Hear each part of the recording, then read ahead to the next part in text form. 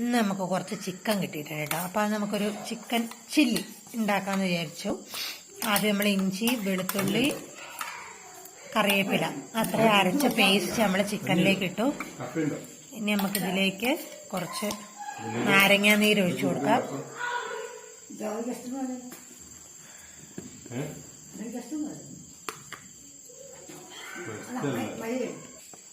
അപ്പം നമ്മൾ നാരങ്ങാ നീര് ഒഴിച്ചു കഴിഞ്ഞു. ഇനി നമുക്ക് കുറച്ച് കാശ്മീരി മുളക് പൊടി ഇടാം കേട്ടോ.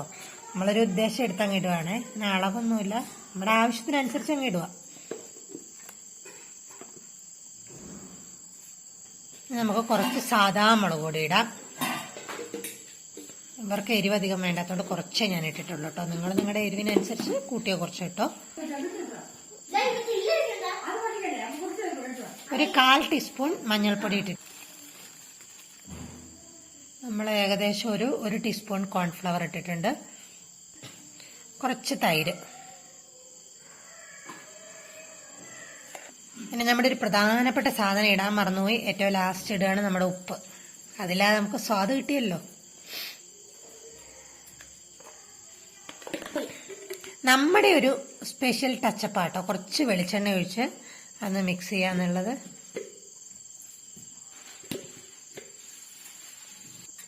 ഇനി നമുക്ക് അവനെ നല്ലപോലെ അങ്ങോട്ട് മിക്സ് ആക്കാം.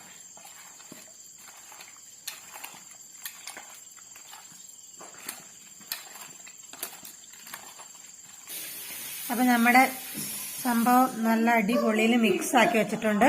ഇനി ഇത് നമുക്കിനി ഒരു അരമണിക്കൂർ മാഗ്നേറ്റ് ചെയ്ത് ഫ്രിഡ്ജിൽ വെക്കാം. എന്നിട്ട് നമുക്ക് പൊരിച്ചെടുക്കാം കേട്ടോ.